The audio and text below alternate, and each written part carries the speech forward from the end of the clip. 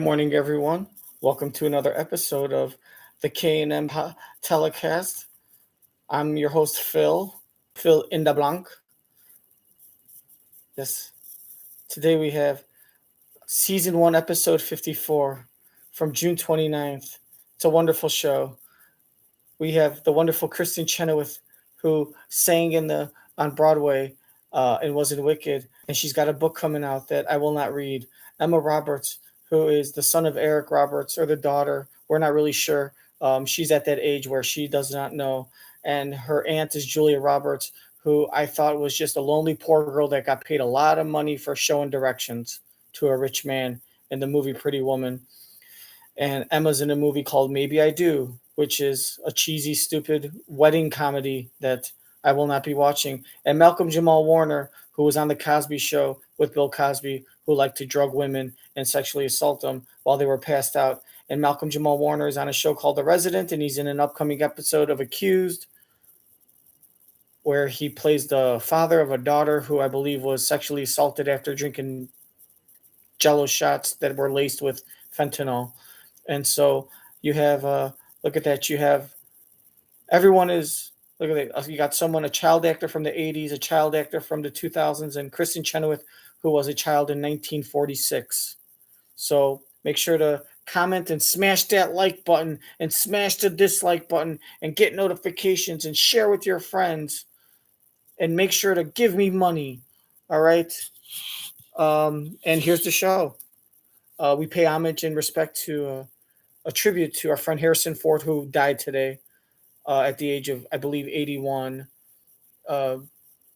in a skeet shooting accident. I'm not sure how the story was, but he went to go save a dog, and unfortunately, one of the skeets got fired. One of the guys didn't see Harrison because he blended in with all the gray bush, and he said, "Ho!" And then they shot the skeet, the skeet, and the disc went flying in his head and split it wide open, kind of like Hannibal Lecter style. So it's not official yet, but he's in intensive care right now at a hospital, and it looks like we're going to lose him. So we pay homage to him with this tribute to his latest 5th installment of one of his biggest movies, a $2 billion franchise, Indiana Jones, and then we'll start the show. Enjoy, everyone. Dun, dun, dun, dun. Indiana Jones and the Dial of Destiny, only in theaters. Rest in peace, Harrison. It's live with Kelly and Mark.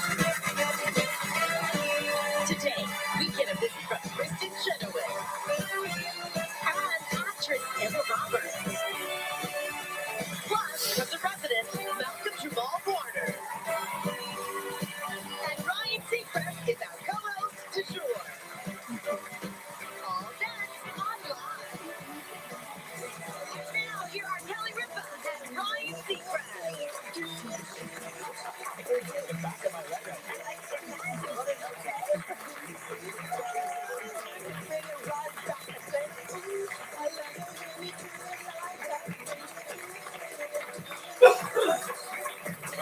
Welcome, everyone. It's Thursday, June 29th, 2023. Do you have a garden out on Long Island?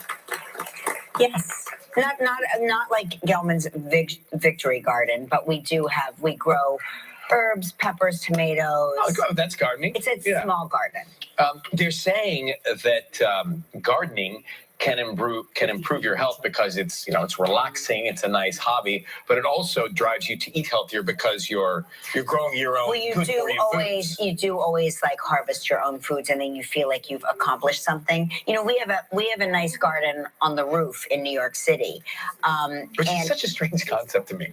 A garden on a roof. Yeah, but it's nice. It's nice because it gets strange. A lot of sun. Right.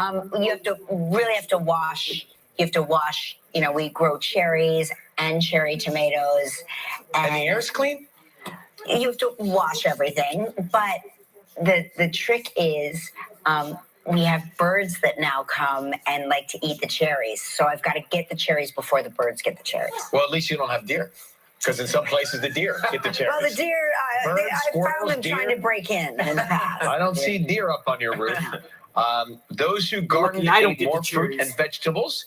than their counterparts, increasing their happiness. So get out there for planting season, for seed season, and get gardening. But I wouldn't be able to maintain like a Gelman garden because that is like. But it's. I guess that's why Mrs. G moves out there in the summer. She has Does she tend to the garden? She has to tend to the garden while you're here. Never goes into the garden. So who takes care of the garden while you're dating, here? She feigned interest in my gardening with help. Yeah. And then after we're married, it was like never goes in the garden. Oh well, listen. That's part of dating. You feign interest in all sorts of things. But no, it takes care of itself, really. I have automatic watering. I put down some mulch so the weeding is minimal. And then on the weekends, I'll, do a little pruning and He's out there in his dolphin shorts pruning. Oh, have you ever seen him?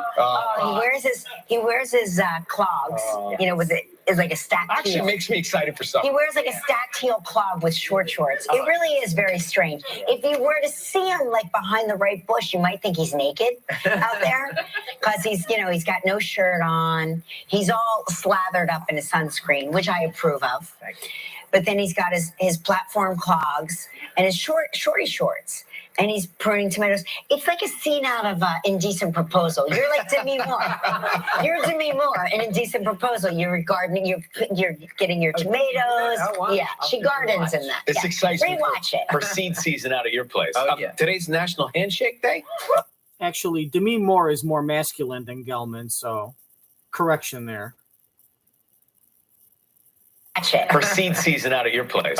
Today's National Handshake Day. That is rude, Kelly. That is insulting. Demi Moore is way more masculine than Gelman. How dare you say that, Kelly? That is rude. Demi Moore is not as feminine as Michael Gelman. That is so rude and insulting to Demi Moore. She is not as feminine as Michael Gelman.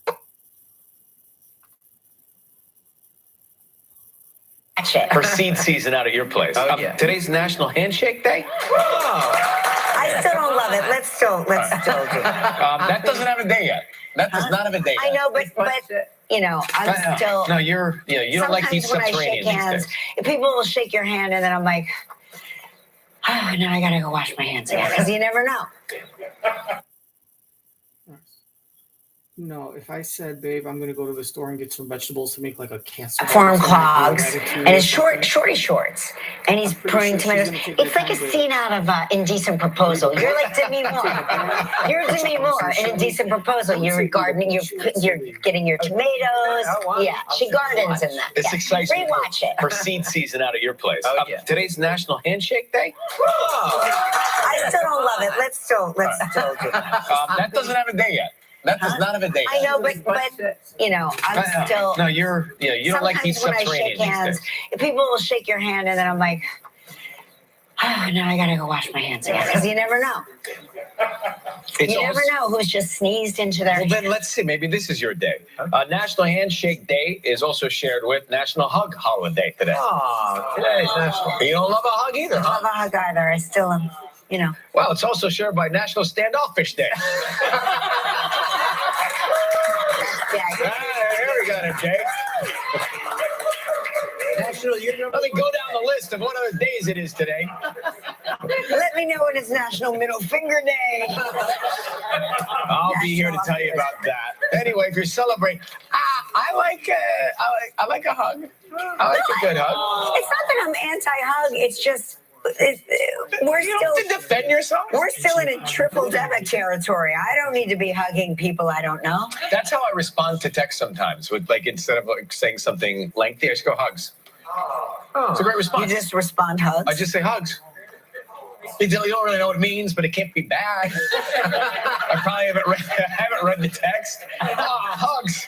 You texting me are way more involved than hugs. Well, yeah, but I know my audience with you. Yeah, that's true. But my friends like hugs. Anytime he wants to air a grievance, he comes right to Dr. Grievance. Doctor, if you've got something to complain about, come to mommy. So this is great for us. Okay. You and I spend, a fair amount of time in the gym. Obviously. But all we really need to do. I love these articles. What have we been doing wrong all these Anna years? will literally text me like, that is nonsense. Okay, well, what is it that we should be doing? All we have to do is just a 2-minute exercise burst. Just run up really? and down the stairs for 2 minutes and we're done for the Just whole get the heart rate up and that's Get it. the heart rate up and then we're done. And then it's more about getting out of the chair. You know how like your friendly watch tells you time to stand. It's more about not being sedentary. People sedentary. But why the 2 minutes? Heart rate. Yeah, but maybe our goal is to have more than that. Like if we, I don't know if we'd be satisfied with the results if we only did 2 minutes a day. No, but And I mentally we will would find do that 2 minutes of severe agitation also serves me like a cardio exercise. What if you know only had 2 minutes of agitation? Please, that's my goal. No, Yeah, but only 2? But you know what I mean? When you like get agitated and it results in the same heart rate as heart burn. half an hour of cardio. Yeah. This is better than nothing. It's better than No, nothing. I understand. It depends what your goals are, right? Yeah. Apparently, dogs and toddlers, they have this really special bond. And there's some history behind this. If you were to put them in a room together, they would be able to communicate by not even really being communicative because they can't speak, both of them, right? And so dogs can't speak and toddlers can't speak. So they develop their own little language, which brings them closer and closer together. So if you have a toddler, maybe you should think about getting a dog because they can speak the same language. Happiness for the home. You know, when we got Is that true? when we adopted Chewy, Oh, I just when we made it up. adopted Chewy, Joaquin was a toddler. Yes, you Careful, dear. You know, And to this day, whenever Joaquin comes home, especially from school, she shivers and shakes and she cries and she's uncontrollable because I think they have that bond because they remember being young and communicating without words. Watch how much you want to bet Kelly's gonna go into the story about how Chewy always, or is it Chewy or Lola? Oh no, it must be Chewy. Chewy's the older one. Lola's the one that shakes, and Chewy's 18. So when they got her so when they got the older dog, Chewy, who's like 16, okay, that makes sense. And then Joaquin would have been like 4 years old. So still, I wonder if she's still gonna bring up. I bet she'll still work in Lola shaking and shivering and crying when he comes, because he's the youngest, and I think they have a bigger bond with the younger child. But she's probably gonna talk about Chewy and how to this day she thinks she notices that Chewy has a different reaction and a different bond with Joaquin because they were both children at the same time. Their brains like were the same kind of function at the same time, so they have a special bond, like they're twins. you should think about getting a dog because they can speak the same language. How much you want to put in the comment for the section? home. You know, when we got Is that true? when we adopted Chewy, Oh, I just when we made it up. adopted Chewy, Joaquin was a toddler. Yes, you Careful, dear. You don't say? When we adopted Chewy, Yeah. Joaquin was a toddler. Uh-huh. And I've got great pictures that I would have to dig up because it was like before the smartphone, so it was like actually with a camera. Tamar Geller came to the house to teach Chewy some tricks like sit, stay. She really like Those aren't Chewy's a tricks. very smart Is dog. sit a trick? Sitting is not a Well, trick. no, stay, like You mean- you would be able to put the food in front of Like Chewy, she'd stay. and she would stay there until But that's you not told her sitting. to That's not sitting. take it. That's not sitting. No, Oh, well, take it. for Georgia. You know, and anyway, so what was funny was we noticed that as she was teaching Chewy, Joaquin was also learning, like sitting in the chair and like doing all of these For a things treat? with Chewy and like just sitting there waiting to be given a treat. I want a candy or something. Give me a sweet tart. That's We cute. cut up little pieces of hot dog and gave it to them. It was very cute to see like Chewy and Joaquin You know, speaking together. of treats, I put my hand in some of my jacket pockets, and there's just treats that have been there for years. Oh, that's funny. You know, because I take them with me to the park, and then I in my pocket, and all of a sudden there's looks like a beef jerky, but it's a dog treat. I don't know if it's beef jerky, but I think it's a dog treat. That's so like funny, me when right? You're it's not, hilarious. mine aren't really old, but when we go to any sort of like sporting event or like college sanctioned event, and I'll say, "Are you guys hungry? Do you want a snack?" And they say, "No, no, no." You know, Mark and Joaquin, "No, that's okay. No, thanks." And then halfway through, they're like, "Hey, Mom, do you have any of those Pretzels? Do you have any of those protein bars or any of those, those snacks that you offered earlier? And I'm like, yes, no thanks to you saying that. And I pull out my bag of treats. But moms and snacks. Like my mother still to this day asks me when I am in Atlanta and I'm leaving town to come back here, she'll ask me if I would like snacks packed. And if they're snacks from her, they are those Snyder's hard pretzels in a baggie. That's what she likes to pack. As a kid, she used to pack for me snacks like that too. As a kid, it was a fruit roll-up. And now it's hard pretzels. And Mom, yes, I do want those snacks. Hey, we got a great show today. Kristin Chenoweth is here. Robert is also here. Malcolm-Jamal Warner is here. And Dr. William Lee will share. Right now, it's time for Live's Brighter Day Trivia. Oh, and here we go, Dr. William. They didn't say that at the beginning of the show. You know, I put in the description all the guests, and now they're saying that Dr. William is going to be here. And at the beginning of the show, when they have Deja introducing the people, she doesn't say Dr. William at all. So now, who cares? You guys aren't. No one cares about Dr. William anyway. But look, you know what I noticed? Look how much time has passed. Ugh.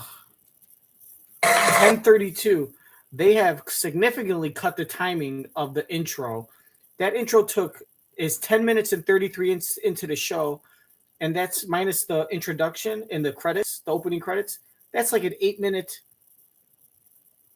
intro, and usually those intros used to go like 15 to 20 minutes. They've cut them significantly. I guess either the people in charge, the big brass, were kind of like thought it was dragging on too long, or or fans like wrote in, or they took a focus panel and people were like, "Yo, the intro is way too long with the two people just talking. Like it's not funny. It's not entertaining.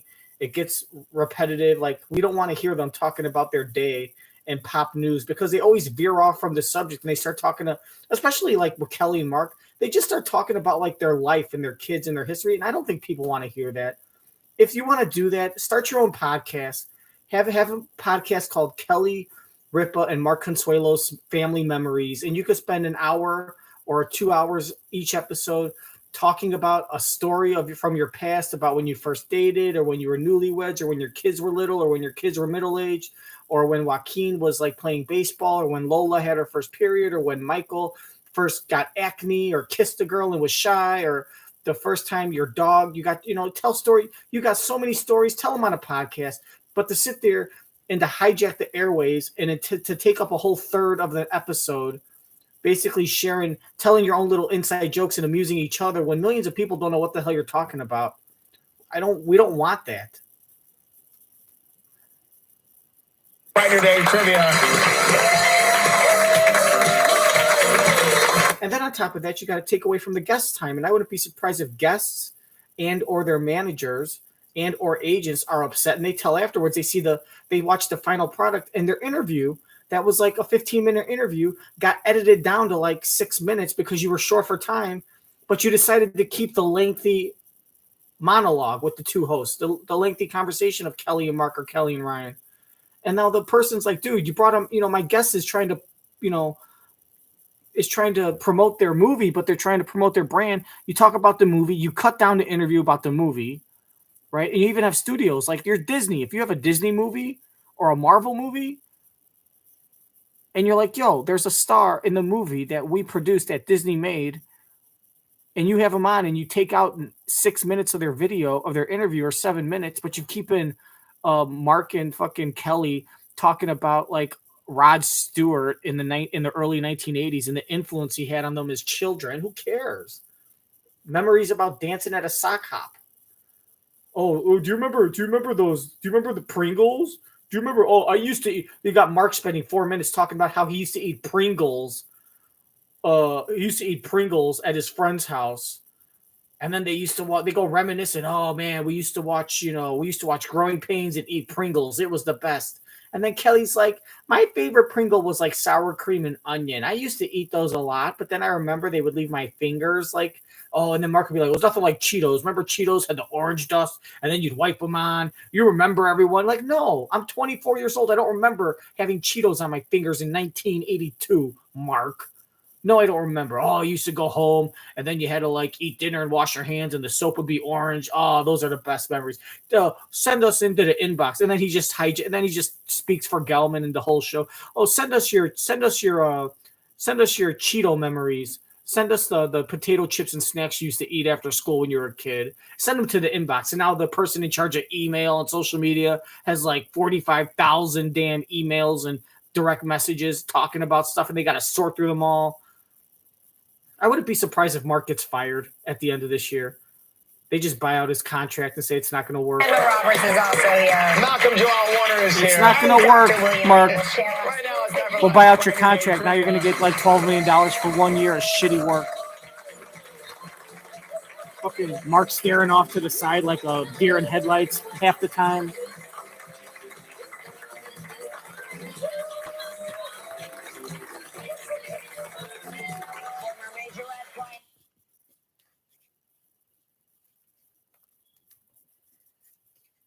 likes to pack. As a kid, she used to pack for me snacks like that too.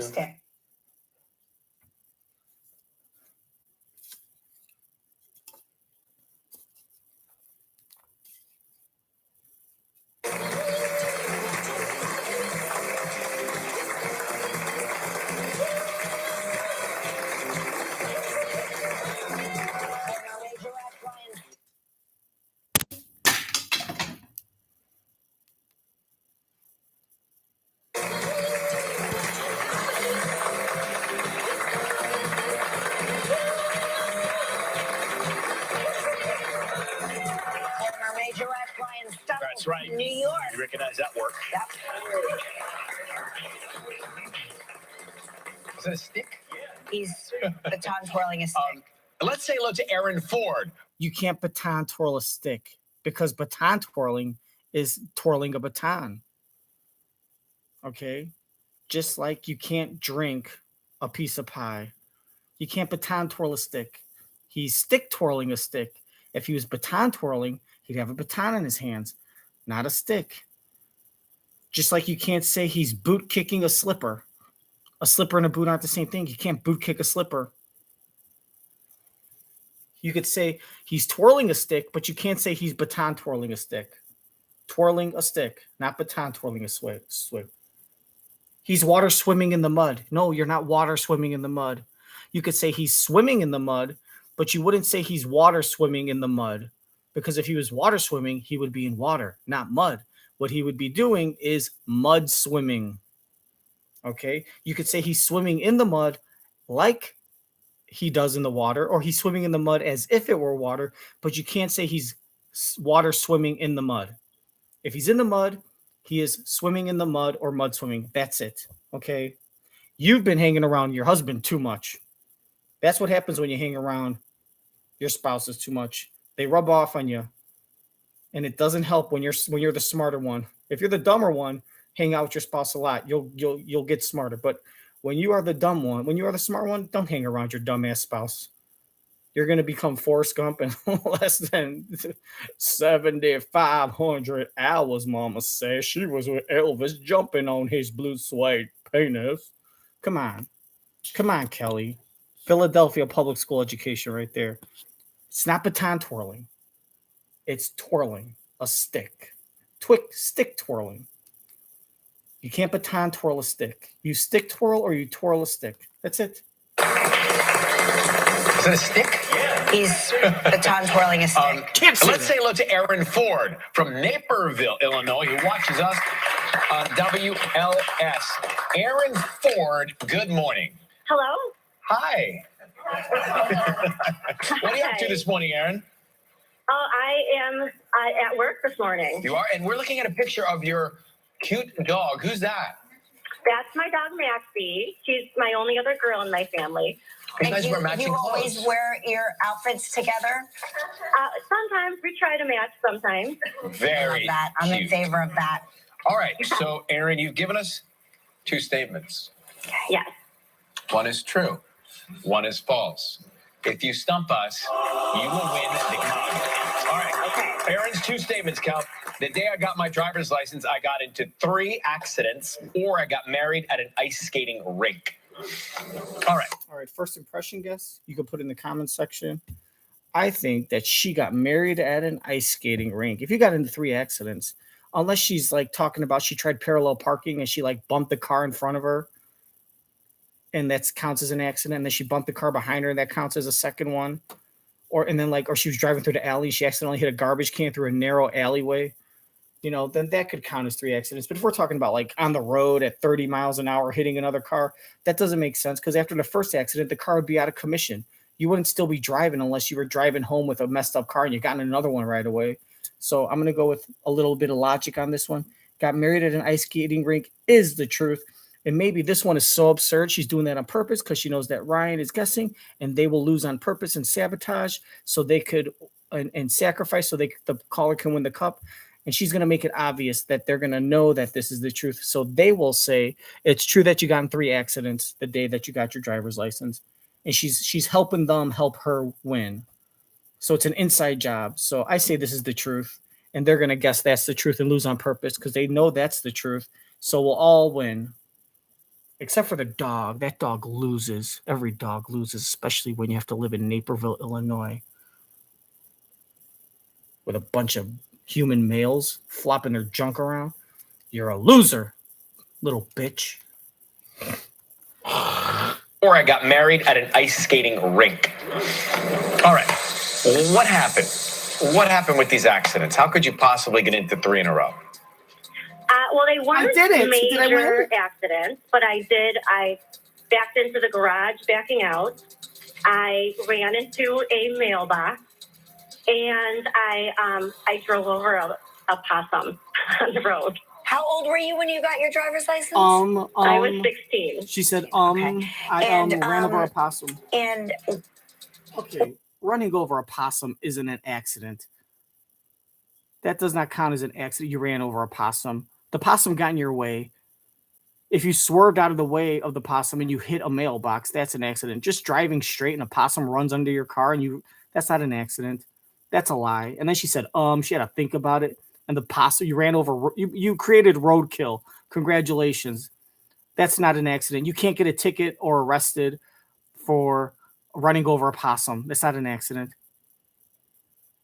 And then backing out of the garage. So then, like, the minute you got in the car, the very first thing you ever did was get in the car, turn the engine on in the garage, and you backed into the door. Like, you didn't even like let the door go up all the way.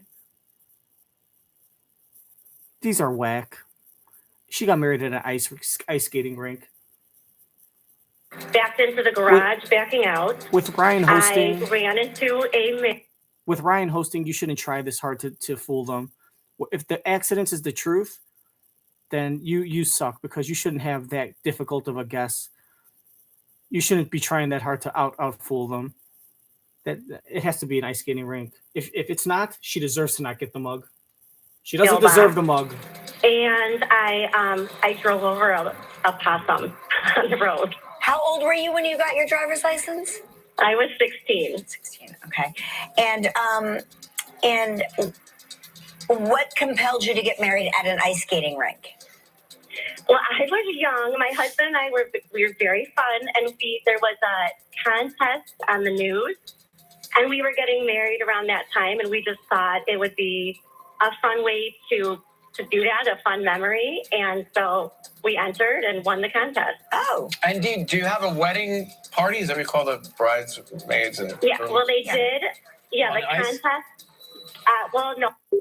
Oh my God. This is an Angel Report. Oh my God. Now reporting, David Muir. I apologize. Good morning. We're coming on the air because the yes, Supreme Court has just affirmative released a action. major decision concerning one of the most defining cases brought before the justices this term. This one's certain to have a lasting impact on millions of American students across this country. The court has just handed down a decision on affirmative action. Students for Fair Admissions, a nonprofit organization, had sued the University of North Carolina and Harvard. And the question at issue here, can public and private colleges and universities continue to use race as one factor among many in deciding who gets admitted? We have just learned moments ago that the Supreme Court is now striking down both Harvard and UNC's program when it comes to race used in admissions. The court going forward in their decision saying they're going to set new limits on the use of race when it pertains to a particular student must be part of their individual story and not simply their identity. I want to bring in Terry Moran, who has covered the Supreme Court for years for us. Terry, this is a blow for Harvard and for UNC trying to defend their programs. Again, the Supreme Court striking down their programs, but appearing to limit moving forward, saying race can be a factor, but it has to be part of an individual student's biography, personal story, their narrative. That's it exactly, David. It's not just Harvard and the University of North Carolina that use the justification of diversity in the campus life and in the student body as a way of reaching out and finding students that could contribute to that. In that way, Chief Justice John Roberts, writing for the court and striking down Harvard's and University of North Carolina's admissions policies, said that they used race in a negative manner, involved racial stereotyping, and they lacked meaningful endpoints. When would they know that the balance had been achieved? And Roberts saying rather sternly, we have never permitted admissions programs to work in that way, and we will not do so today.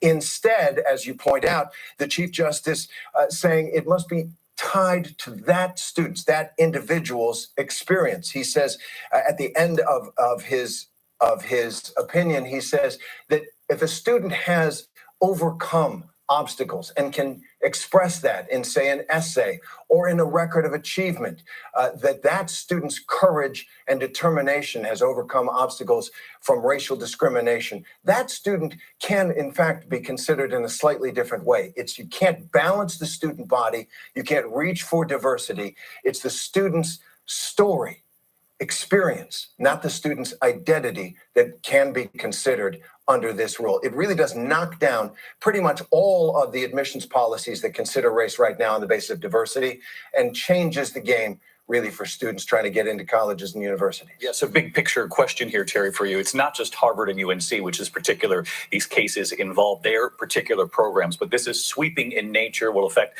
colleges across this country and how they look at an individual's personal story in deciding whether or not they're admitted. Hundreds of colleges across the country and universities, state and private, have, since the 1970s, tried to achieve diversity on campus by looking at the racial or ethnic backgrounds of students and essentially, without using quotas, tried to balance the student body and achieve diversity for educational purposes on the theory that a diverse student body, you get different points of view, you get a better quality of argument and discussion in classrooms. Those programs are now ended by the Supreme Court. The Supreme Court requires an individual consideration of every single applicant. And if in that applicant's story, there is a story or experience of overcoming discrimination on the basis of race or religion or ethnicity, and that student expresses that either in essay or interview or through their accomplishments, the schools and universities will be able to take into account, but no more, according to the Supreme Court today, of this effort to achieve diversity overall by looking at the identity, not the story or experiences, but the identity of a student alone. All right, stick with us here, Terry. I want to bring in Devin Dwyer, who also covers the court for us. And Devin, this is sweeping in nature, given the 40 years of legal precedent that allowed colleges and universities to use affirmative action in trying to make their student body more diverse. It sure is, David. I mean, this is a sea change in American law and American society. It's a big victory for critics of affirmative action who have said that program is unfair for years, violates the spirit of the Constitution.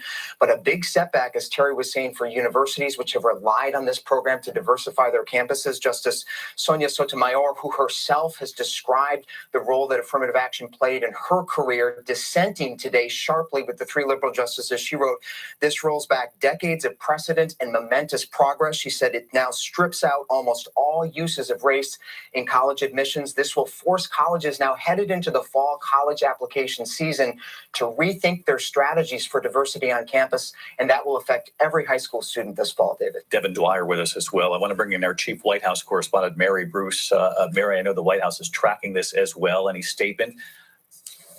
And David, I'm told the White House right now is still digging through this decision. We know it is quite lengthy. They are trying to digest this, absorb the impacts of all of this. I do think it is probably likely that we will hear from the president at some point on this today, given the focus that this administration has put on the importance of equality. They have put this issue at the forefront of literally everything they do here. In fact, on the president's very first day in office, one of the first executive orders he signed was on advancing racial equality. This, of course, is a case that the White House had urged the court not to take up. The Harvard case, they had argued there was no sound reason to take this up in the first place.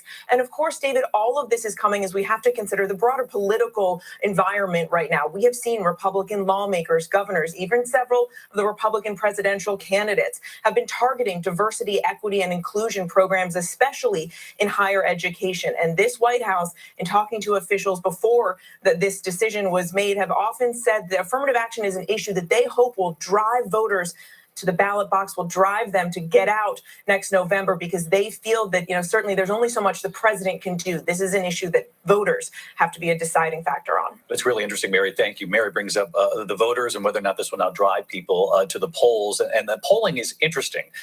Aside from what they'll decide on Election Day, the polling on this issue has somewhat nuanced. Most Americans say they strongly support promotion of racial diversity on college campuses, universities across the country, but strong majorities also oppose the use of race as a factor in admissions decisions. John Carl, somewhat complicated there. Strongly support promotion of racial diversity, but not using it as the deciding factor. And the numbers on this show that public opinion is almost exactly the same on both of those points, which to some degree are at odds. I mean, you have in the latest polling on this, 63% of Americans saying that they favor a ban on using race as a factor in admissions to colleges, but almost exactly the same number saying that they support the idea of programs that increase racial diversity on college campuses. So the question now to all these colleges, which must in very short order rework their admissions criteria, is how they do that if they no longer have the tool of race-based affirmative action. How do you ensure that a college campus reflects the country at large? How do you ensure that a college campus continues to have a racial diversity on campus? And it would seem they're arguing, John, that the biography, the narrative put forward by an individual student would be how you would achieve that. I know there's going to be debate on whether or not that's the best way to do this, but that's the case they're making in this decision. And that, but I mean, David, we've all been through the college application process, some of us longer ago than others, but you can imagine the pressure that might put on students who feel that they must make their essay effectively about how their race has affected their life. Some obviously would like to do that. Some may want to write about something else. But this says if race is to be a factor in the admissions, you must make it part of your story. Your story is most effectively told on those college applications through that very critical essay. John Carl, valid point, John. Thank you so much. I want to bring in Professor Mitchell Krusto, professor of law at Loyola, who himself, he has said that affirmative action made a big difference in the trajectory of his career, his path. And I just wanted to get your reaction, Professor, to this decision. Yes, unfortunately, this is a bleak day for equity, diversity, and inclusion, especially for racial minorities. Back in 1971, when I applied to Yale College, I knew that Yale was interested in having me as a qualified candidate apply as an African American. Today, the Supreme Court is sending a negative message to racial minorities who are applying to colleges that they're going to have another obstacle of the many obstacles that they face relative to college and university admissions. Professor Krusto, I appreciate this. We do have two students with us. We wanted to get reaction on both sides of this debate from students right now. Bumi Omasori, pro-affirmative action student at both Duke and at UNC Chapel Hill. And I'm curious what your reaction is. I know that you were hoping this would go the other way. What do you make of what you've learned in their decision so far, that they say can't simply be sort of a check mark based on identity, but must be part of a student's narrative, what they present to the school as part of their biography? Well, I would say that I'm disappointed, but I'm not surprised. When we talk about holistic admissions, to say that you can include a student's identity, the student, the person behind the papers and the grades and the test scores, that you're not allowed to include race, which is such an encompassing part of at least my identity as an underrepresented minority, it makes me feel upset. We know what happens when affirmative action goes away from universities. We can look at California, we can look at Michigan, who has already banned it, and see how their state flagships lack a astounding number of Black and Latino students. The one thing that really is making me sad, I'll just say today, is that my identity has to be my race, the struggles that I've gone through, the trauma I've gone through as an African American woman in the United States. If I were applying to college today, I would have to write about those traumas in my Common App essay. I would have to write about those traumas and those very hard experiences for admissions officers to accept the overwhelming truth that we all know, which is that it is hard to be a Black person in America. And I don't think that's fair. And Bumi, that's the point John Carl was making moments ago, that students might now be forced to write about their experiences, or about particular experiences that perhaps they might not have included in their essays, because they're not allowed now moving forward to put on that piece of paper a key part of their identity. That's what you're saying here? Yeah, I'm saying that, like, for example, when I was applying to college last year, I had put down that I'm African American. I had put down that I come from a Nigerian family. And being from the area that I was, everyone who is involved in college admissions knows that I was, by being Black, more likely to experience things such as under-resourced schools, which I went to growing up, more likely to have teachers that didn't look like me, which was the case in my school. I did not have a Black teacher. And so I think that when it comes to kids who are applying in the next cycle, it is going to be hard to see themselves as someone outside of their race. I feel like that's what allowed affirmative action, by it being limited in the past to just being one factor considered amongst a host of others in a holistic process. It was never going to be the deciding factor after Bakke versus UC Davis, I believe, though many people still believe that it is. And I think that now that students are forced to talk about racial discrimination and their experiences with it, their obstacles with it in their college essays, they're now being known by their race first and by their academics and otherwise other experiences second, because they have to put that in the forefront to prove their experiences through racism in the United States. Bumi Amasori, we really appreciate your perspective. Bumi, stick with us here as we continue the coverage. I want to bring in Alex Shea, prospective Brown University student. I know, Alex, you're on the other side of this. You were hoping that the Supreme Court would move in the direction that it did today. Why do you think that this is the right way to move forward on this? Right. Well, I think this is a win for students all across America, because we shouldn't be judging students based on their race when we're deciding who gets into what schools. I think that I believe that your previous guest is mistaken in this regard, because I think that by getting rid of affirmative action, now we look at the individual student and what they've accomplished, and we can look at what barriers they've overcome. But we view them as an individual first and foremost, as opposed to just viewing them as a blob in an amorphous, larger racial group, as opposed to just, under this new system, we get to view students for who they are as individuals. And I think that's a much better way to go forward on this topic.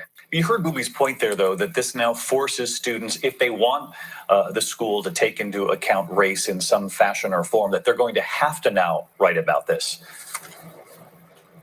Right. Well, I think that fundamentally, right, for most people, race is just a characteristic. It's sort of the way that your body manifests. I think that for some students that does play a role in how they experience the world, but for some students it doesn't. And I think that allowing them that option to express that in an essay, for instance, affords much more freedom, because race doesn't affect everybody the same way. And to just have a blanket policy where everybody's race is considered no matter what, I don't think that's appropriate, because it impacts different people in different ways.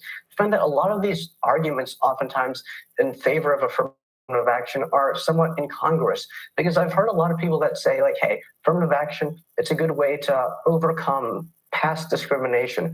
But in my experience, as an Asian American, I'm not exactly sure how that works for me, because it's much more difficult for Asian Americans to gain admittance to schools than for white students, for instance. And I don't think that you'll see in the past any instance of Asians discriminating against whites. So for me, that sort of just falls flat.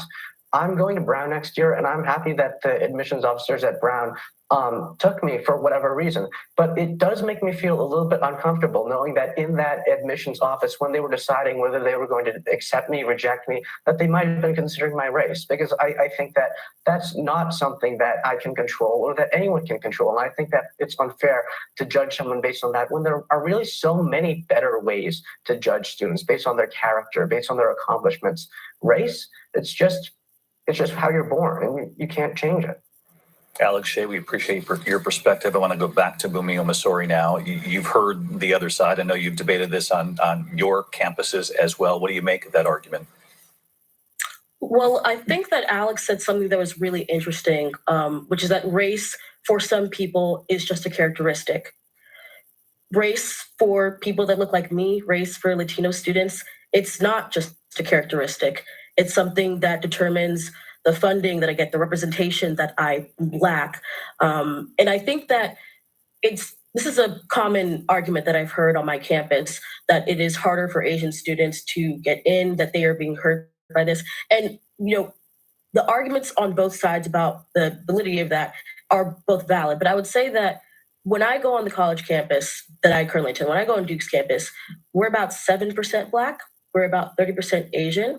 And so to think that there are other factors that students can't control when they are applying to college. They can't control if they're a legacy student, but that helps them get into school. That's not something that we're striking down. Students can't control the fact that their parents are rich, but that helps them be able to afford to go to schools like Duke or Brown.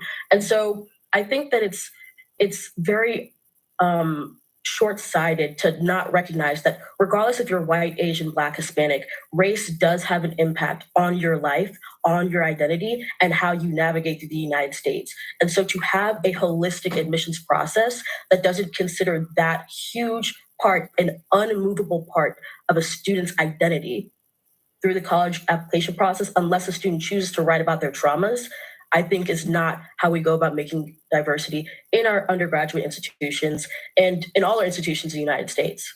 And Alex, I'll let you respond to her questioning of your line about it's simply a characteristic.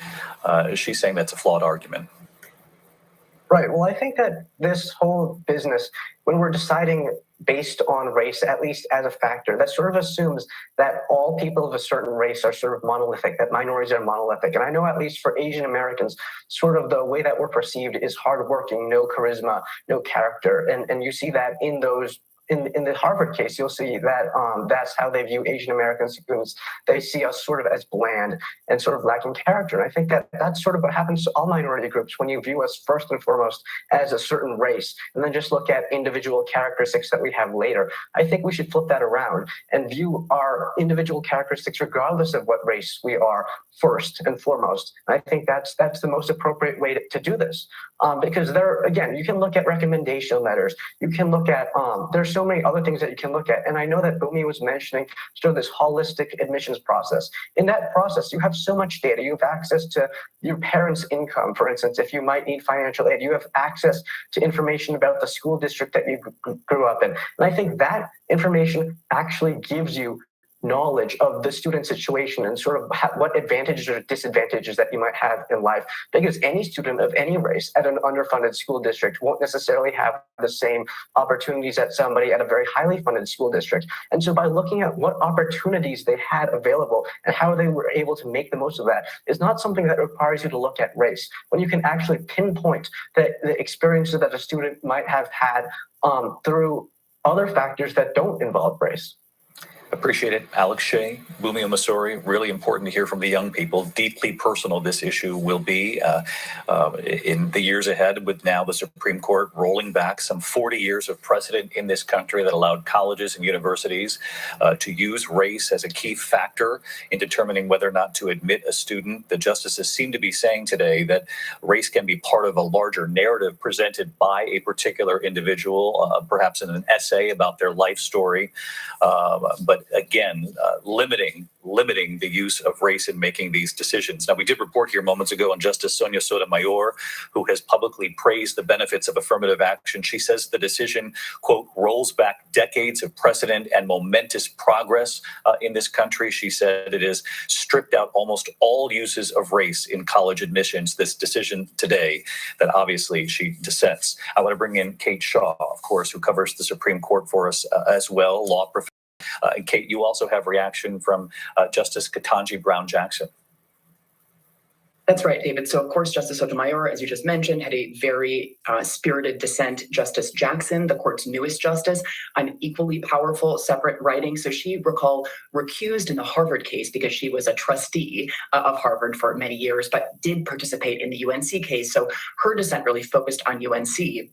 And she really suggests that the irony of what the majority does, basically limiting, not totally prohibiting, as you've been discussing, but dramatically limiting the ability of colleges to take race into account when making admissions decisions. I'm going to read from this decision, she says, or from this dissent. She says, it will delay the day that every American has an equal opportunity to thrive, regardless of race. So she says, basically, the majority's holding here will do exactly the opposite of what the majority promises. And as to UNC specifically, I just want to read one more quote. She basically is suggesting, look, this is the flagship educational institution of a former Confederate state, UNC, that is, and it has embraced its obligation to afford genuine equal protection by taking race into account, mindful of history and mindful of the needs of the present. And she says that what the court does here is rest its decision on an entirely incorrect conception of the Constitution's equal protection guarantees. All right, Kate Shaw with us as we pour through this decision here today. The Supreme Court, thank you, Kate. The Supreme Court striking down the admissions policies of both Harvard and UNC. But of course, this is sweeping. This will affect colleges, universities, institutions across this country in their admissions process. And striking down the Harvard and UNC admissions policies, what they're in essence doing today is rolling back the 40 years of precedent, using affirmative action as part of admissions, though the Supreme Court justices say race can be part of a narrative put forward. As we've been saying here, perhaps an example of that would be the essay that a student presents as part of their application. The argument, reaction coming into us against that notion is that now students would be forced to write about race in an essay in order for that to be taken into account. Again, deeply personal reactions on all sides of this. We've been hearing already within moments of this decision coming down. I want to bring in a couple of our contributors. Donna Brazil, of course, Democratic consultant for many years, contributor to ABC News. And Donna, what do you make of this decision? Well, it's a very sad day. And I agree with the student who said that I shouldn't be surprised, but I am shocked by the fact that in the majority opinion, they basically whitewash the Constitution in a way that basically says that we were right all along. The 14th Amendment, the clause, equal protection clause, will guarantee us a colorblind society. We all know that when slavery ended, Jim Crow began to take root, not only in my native South, but across this country. It took the Civil Rights Act of 1964 to eliminate those vestiges of racism. And now the most effective tool, an affirmative tool, to eliminate barriers, a tool that would give us opportunity, is now weakened. So yes, the students will have to write perhaps essays that describe how this has been a long struggle to get to the place where they can even have a door to look at versus a door that would be left ajar for all people to get through. I see this as a setback. I see this as a setback not just for minorities. Of course, it's a setback for minorities. It's also a setback for white women as well and others who have used these effective tools to remedy past discrimination based on gender. So this is another, what I call another hit from the Roberts Court, whether it's on affirmative action, whether it's on voting rights, whether it's on a woman's right to choose. This is about freedom. And I think for those of us who believe in freedom and justice and equality for all people, we have more work to do. But you know what? Dr. King said the arc of the universe is long, it bends toward justice. I'm going to keep believing that. And I'm going to encourage those young people that you just heard to tell their stories. Be part of the narrative. Let people know our great American story, because we were making a lot of progress. And I still believe that we can make progress after this disastrous opinion. And Donna, to that point, I wanted to ask you about what we heard from Bumio Masori. She's the student both at Duke and at UNC, and she essentially says this now forces an individual to write about race when they might have otherwise written about something else in applying to a particular college or university. I totally agree with her. Look, I'm a professor part-time at Georgetown University.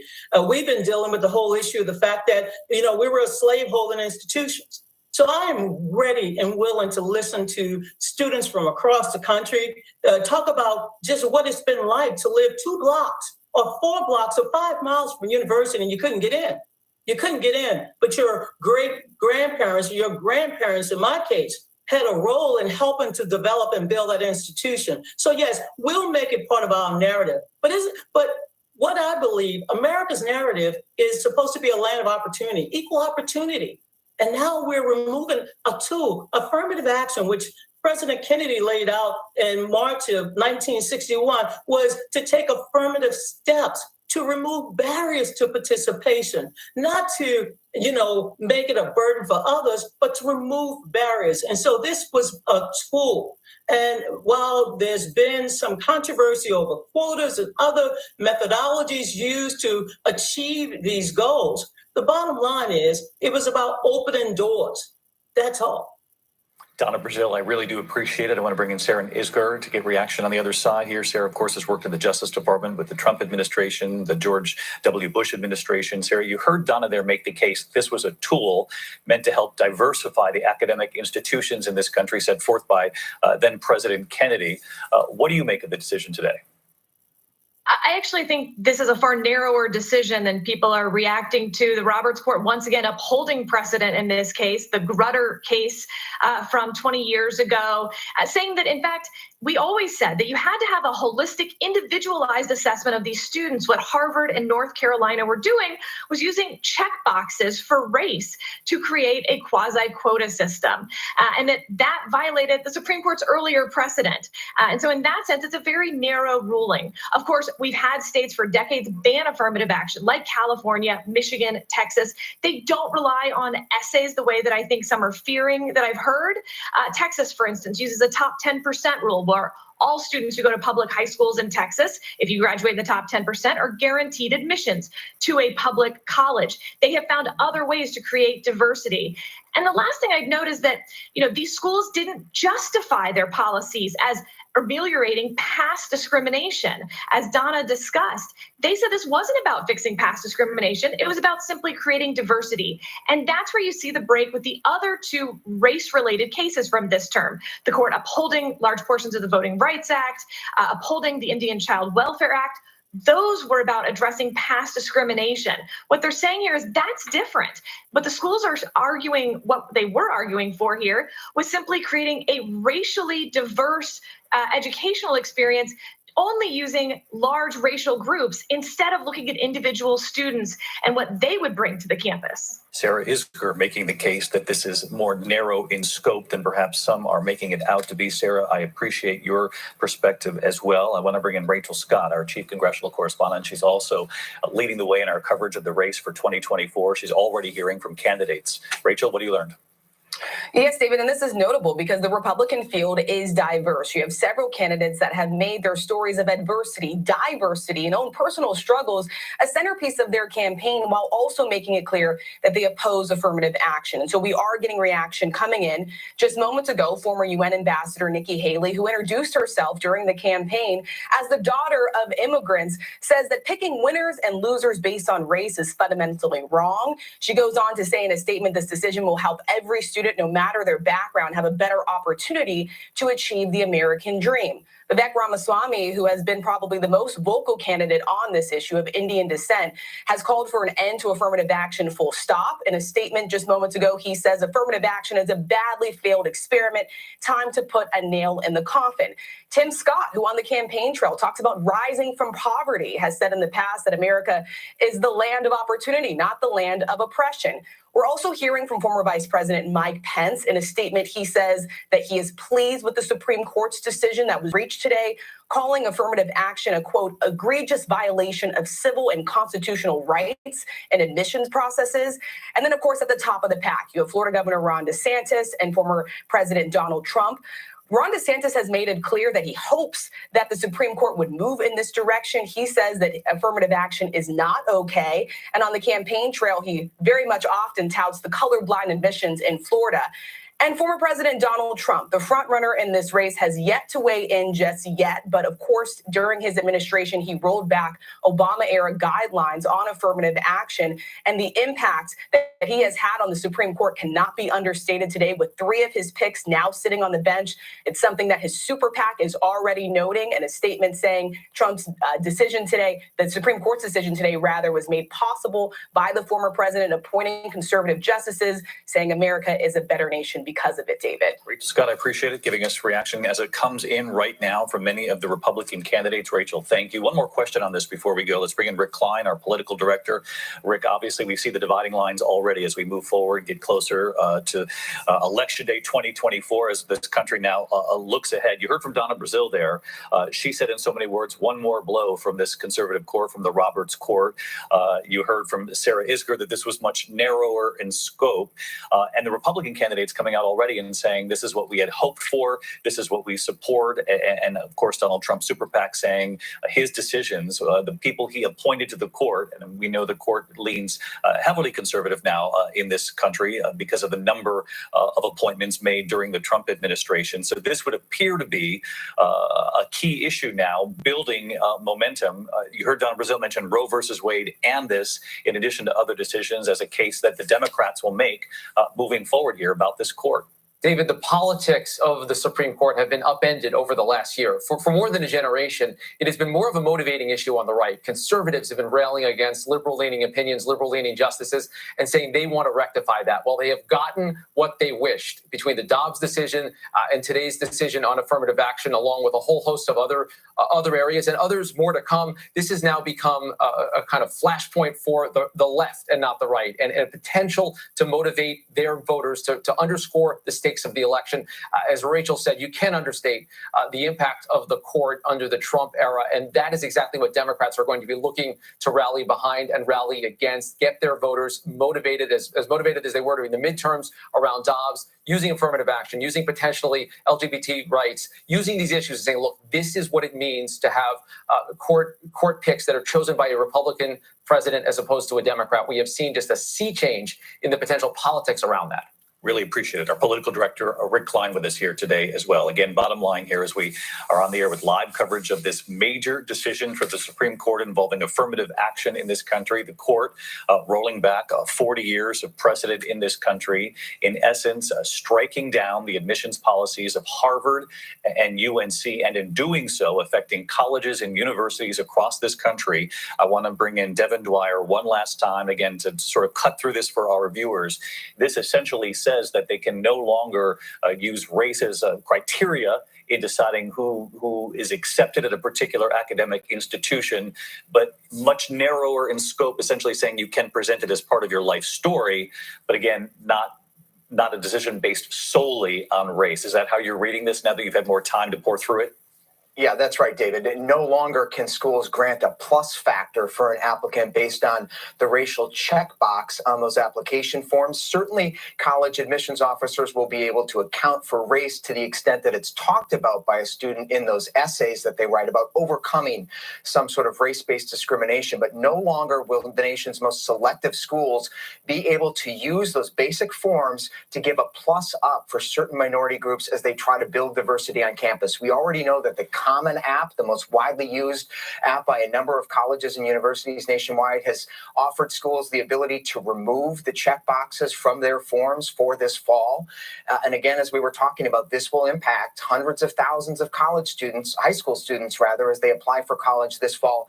every college and university in this country will now have to rethink their process, David. Yeah, really sweeping in nature here today. Devin Dwyer, our thanks to you as always. And we heard the deeply personal opinions on all sides of this in our coverage just now. Our team will continue to report this out throughout the day. ABC News Live, abcnews.com. And of course, I'll be back with the entire team a little later today for World News Tonight.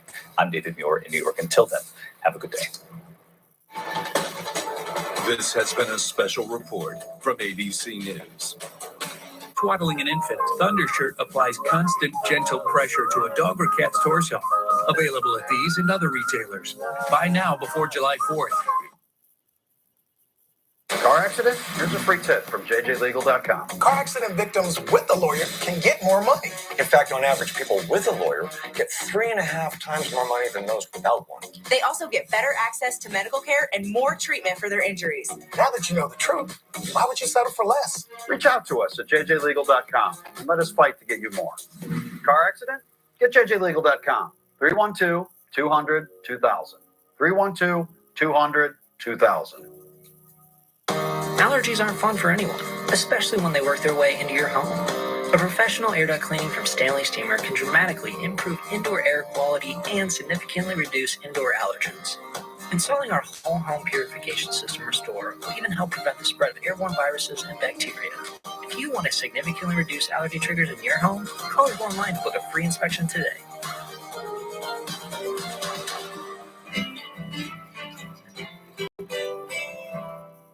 It's Darvin Furniture's Independence Sale with 50% off store-wide, an extra 10% off, a free hammock or bird feeder with qualifying purchase, and 0% APR financing for 3 years through Tuesday at Darvin.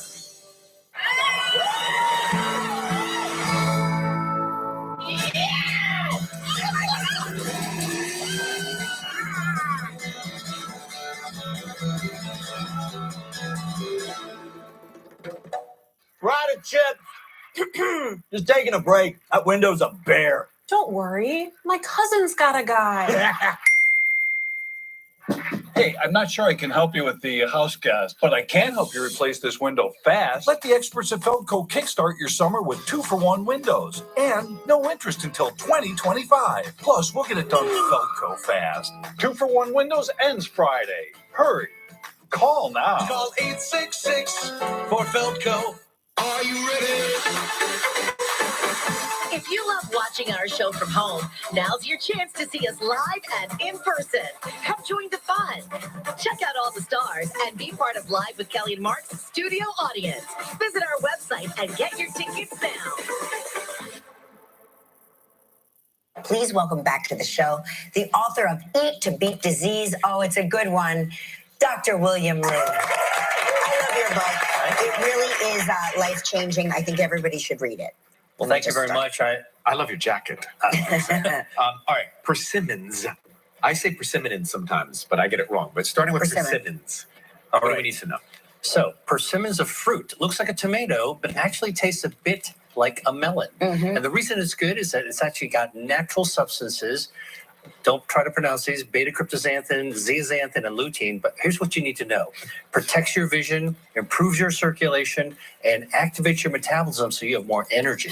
I have a question about persimmon. When I eat them, and we eat them quite a bit in our house, my tongue always gets itchy. Two kinds of persimmon. Fuyu, which you can eat like an apple, doesn't make you as itchy. Poison persimmon. And hachia, which actually is astringent, which is more likely to cause it. So you have to choose. So you need to know. All right. Now, we like mushrooms. Are mushrooms good for us? I hope so. I love all kinds of mushrooms: white button, crimini, maitake, hoshimeji. You choose them. You can get anything, but they all have beta-D-glucan, which is an amazing soluble fiber, and you've talked about that before, that actually improves your natural antibody immunity in your nose and your mouth to protect you from germs you might breathe in or swallow. And what about the stems? Okay. Also, you take them away. Yeah. So it turns out beta-glucan's in the cap, which we eat, but also the stems. So if you're cutting mushrooms, keep the stems and cook with them. I always use the stems. I didn't know that was a thing. Yeah, taking sometimes off you the do stems. that. Okay, bok choy. All right, bok choy, a lot of people don't realize this is in the same family. It's a cousin of broccoli. Both of them actually have sulforaphanes, and sulforaphanes heal your gut. In fact, human studies have shown that just a cup of this vegetable a day can lower the harmful toxin-producing gut bacteria in your gut by 35%. Oh, wow. All right, better gut, better health. Sweet potatoes, when we come back, the purple, the yellow, which one is best for you? Right after this. We'll be right back. Live will return in a moment. Closed captioning sponsored in part by Smoking caused my lung cancer. They put this in me to drain the fluid. Every day I prayed that they would remove it. My tip is be careful what you wish for. That chest tube hurt a lot more coming out than it did going in. You can quit. For free help, call 1-800-QUIT-NOW. Look in that mirror and ask, can I make a real difference in this world? Of course you can. Just not today. There's football on. Barbasol, a can of can do.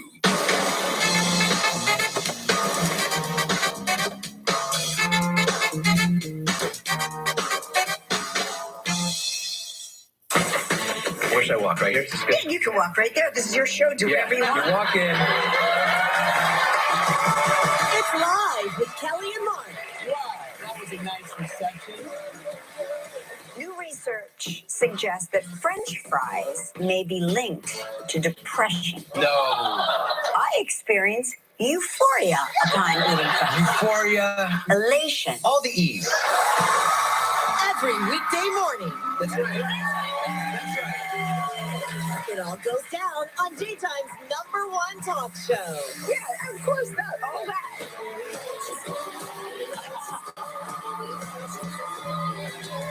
We're sitting on a couch with the new co-host, husband and wife team.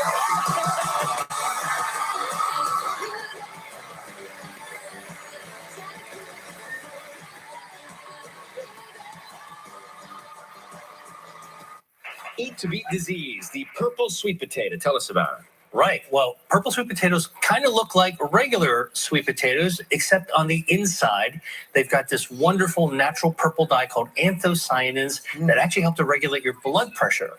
And so the key thing about this purple color is that if you actually refrigerate it, it actually turns much more intense. So if you've got leftovers, the next day it's going to be even more beautiful. Great. Even more purple. Wow. Seaweed. All right. I Used love to be seaweed. you can only get seaweed salad at a Japanese restaurant, sushi bar. Now you can get it in the prepared food section grocery near the store. pre-made sushi and the maki rolls. Seaweed actually has a natural chemical called fucoxanthin.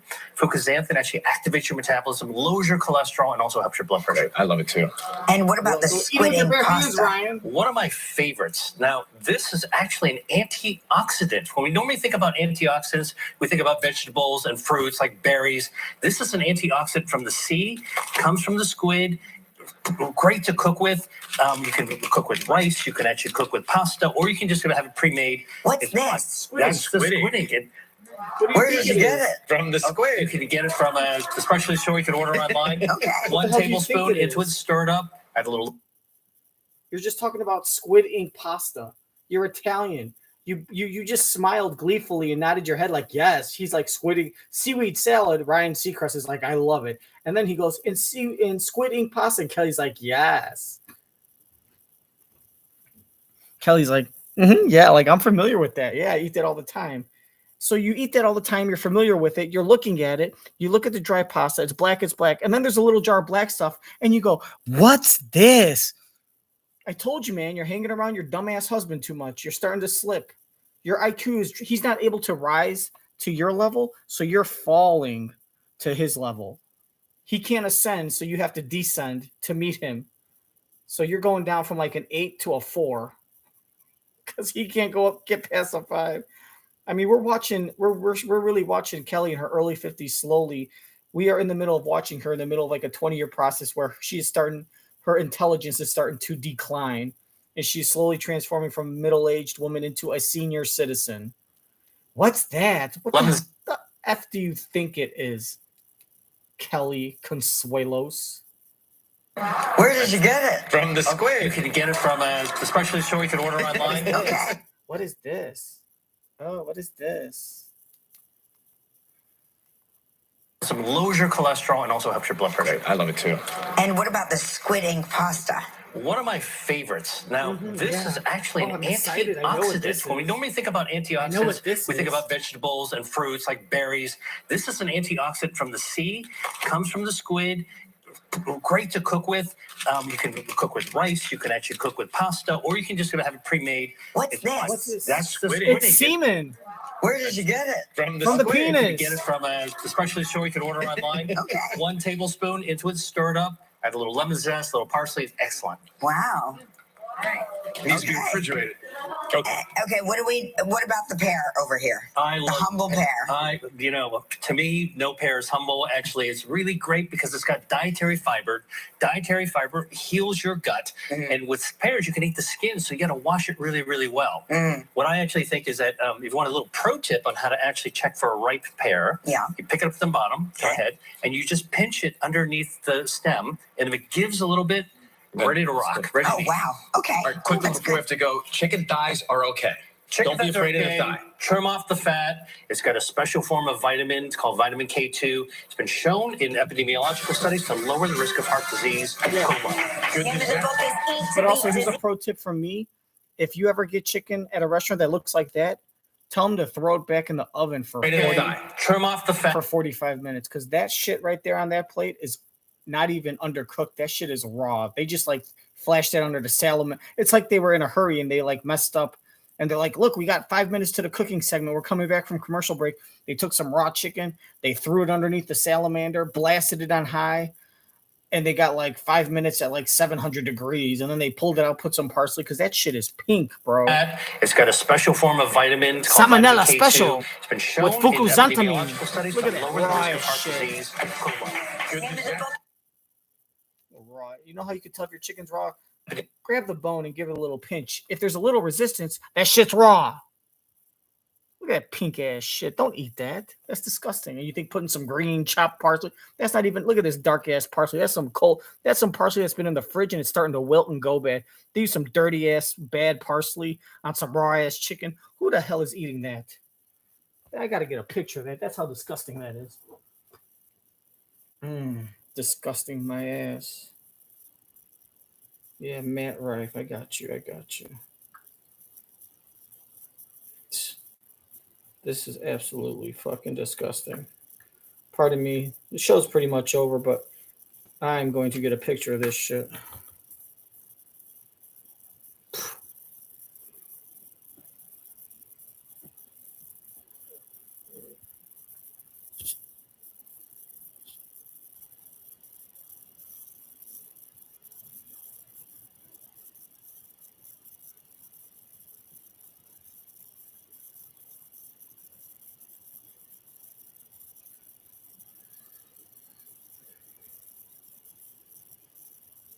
Two pictures. Got to get the angles. There you go.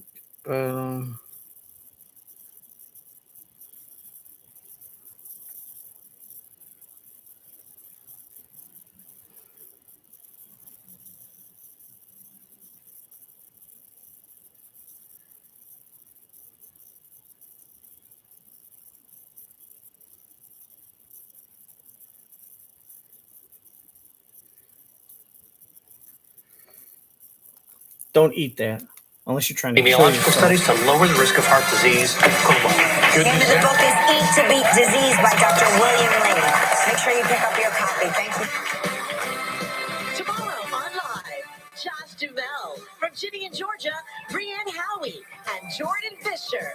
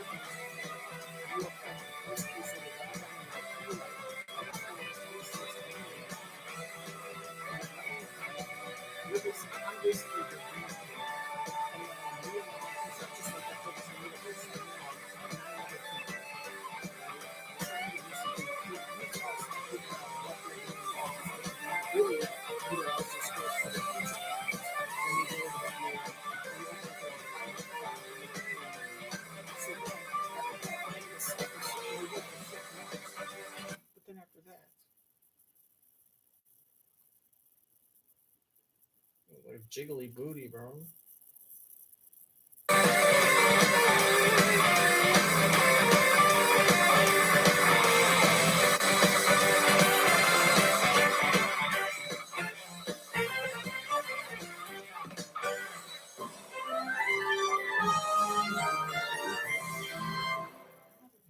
Do not miss the Tom's Price Home Super Summer Sale. Shop super hot deals on in-stock furniture, mattresses, rugs, outdoor furniture, and accessories. Visit our Bloomingdale warehouse for 50% off all furniture, an extra 20% off all clearance merchandise, and an additional 15% off the lowest mark price on hand-mounted rugs. Everything is priced to sell and available for delivery now. The Tom's Price Super Summer Sale has super hot deals. Visit tomsprice.com for store locations and hours.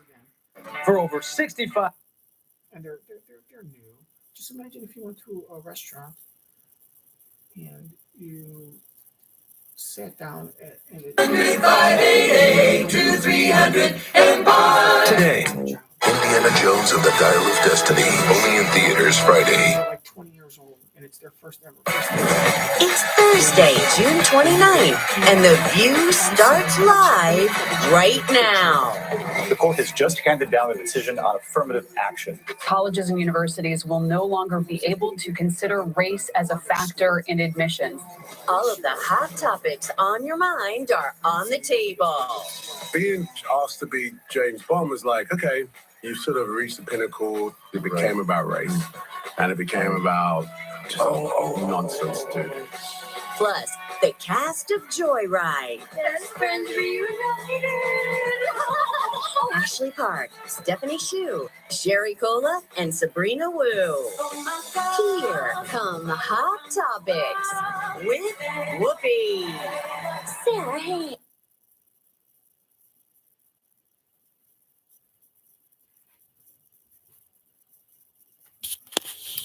Well, that was a big waste of time thanks to the breaking news. The damage that has been done. About the affirmative action. Oh, look, we got some Jamie Foxx news. So anyways, I actually walked away, so I don't even know. I came in with the purple potato, so I'm going to rewatch it. On the way. I'm sure you could go on other websites and you could find out what happened, or you check out the interviews. I was actually looking forward to all three of these guests, and we had to find out about breaking news and the Supreme Court and all stuff we could find out on the internet. No one watches the news.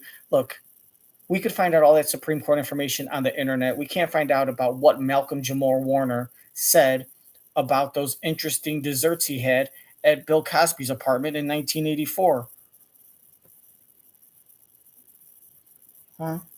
All this stuff, even the David Mural stuff, there's going to be clips of this on the internet, on the ABC website. You can't just go on the ABC website and listen to Malcolm-Jamal Warner talk about, his experience eating pudding pops with Bill Cosby, how he always got pudding pops. You can't just get Malcolm-Jamal Warner clips all over the internet of him telling Kelly and Ryan Seacrest how his mom always told him not to eat the pudding pops that, Mr. Cosby would get him for his birthday.